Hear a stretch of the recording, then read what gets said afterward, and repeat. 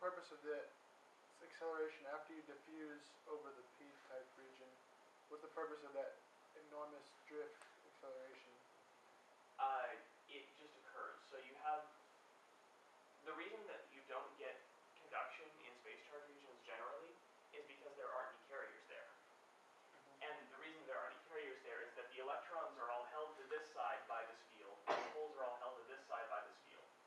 But because we have a whole bunch of electrons coming in here, when they get to this area, the field that would normally hold the charges out is going to grab the electrons and push them over to this side where it wants the electrons to be. But is there a reason they make it doped in such a way that it's, or is it the doping that causes that really steep field? Not so much. So the important doping discrepancy is on this one, which adjusts the ratio of electrons injected through versus holes traveling the other direction. And then the doping density on these two is fairly equivalent, so that I'm actually not sure why that is. Because you're right. It doesn't matter as much as the difference in concentrations of the emitter and the base. I see in this animation there's a couple. I'm guessing you guys did this on purpose, right? Like right there, you see that one electron go up to the. Yes. Okay, so that's just showing the. Yes, some do end up going up to that terminal. There are electrons that recombine in this section. You can see a hole comes down, and there are recombinations going on there. And there are holes moving across the boundary and actually recombining somewhere in here. Occasionally a hole will even make it all the way to the other side, but that's not as common. There should also just be holes floating around in the base already. Yes, there are, but all the holes that are in the base are going to end up moving. Yeah. They're just going, because there aren't as many of them, the amount of effect that they have is significantly less than the amount of effect the electrons have. And we go back to the point where this first becomes active. Those holes are there, and they all start moving across. That's fine. Yeah. I probably should have added a few more holes just to. Yeah, because it's not the whole. There are still holes in in the base. The base remains a p-type region. Yeah. Throughout the operation, so that means we still need to keep those holes in there. Like if all the holes diffuse away from the p-type region, it will no longer be a p-type region. Yes. Right. So, and that was called punch through. We had talked about that a little bit in class, where the depletion space charge regions between the emitter and the base and the collector and the base come together, and that's kind of what the animation is kind of showing.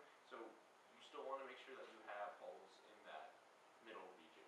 So I was running into an issue animation-wise with the number of carriers that I could effectively show. Okay. I wanted to make it very clear that all of the holes that are in the base are moving. None of them just sit there stationary while this current is going on. They are replaced by holes that are coming in from the terminal on the base. The problem is, in order to add more, they're replaced by electrons moving out through the terminal on the base. The trouble is, in order to show holes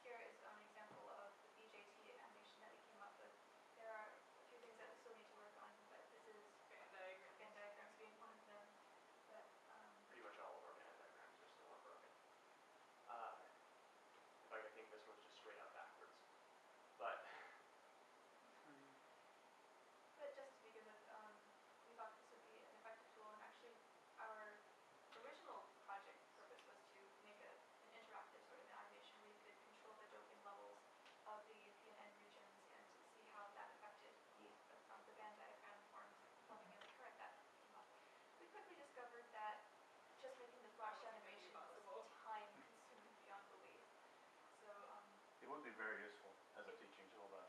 It's very Yeah, important to visualize all those motions. Yeah, so, but you can see all the stuff here, and again, we have a few things that we need to modify. I want to come back in and add a few more holes for this so that we don't end up with punch through, and we need to fix all the band diagrams because they are quite broken. But A lot of that was Yeah. because of Flash and the fact that we had very little experience with Flash to begin with. I want to show you real quick what animating this entails. This sort of pen that these look. So, for example, these are all in the layer by themselves down here in P and N, and then the junctions come up too. And these are all motion tweens. If you're, why are you? Okay, never mind. just a quick look. Most of those little black dots down there are keyframes in which I was placing individual components by hand. Yes. So all of this. There are lots and lots and lots and lots and lots and lots of them. Yes, Okay. and this is just one folder full of holes. We still have electrons and electrons and electrons. All of these were done by hand. And there's probably another way to do it, but considering how That's little fine. experience we came Is the recording going okay? So Yeah, I'll have a I chance. think it is. perfect. And are we on schedule to Just about, yeah. all the Um, things done? Great. let's take questions for this group and then let's Yeah. move on. So what was your exact plan for these movies? Are you gonna get them to doc and have her use them in future classes? Yes. when they're fixed. When they're fixed. Yeah, once we get the band diagrams taken care of and a couple other smaller issues, we want to get them doc. I also want to make sure that these end up on YouTube with a fairly good description so they're relatively easy to find. I spent quite a bit of time hunting around on YouTube for anything like this. The closest I was able to find was a nice animation explaining the difference between electrons and holes in Russian. I was really surprised that there's nothing like this that I was able to locate.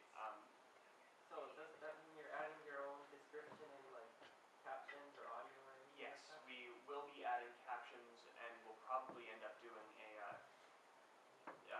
probably end up editing it out a little bit so that we can actually put pauses in with descriptive stuff, possibly even doing narration over the top of it.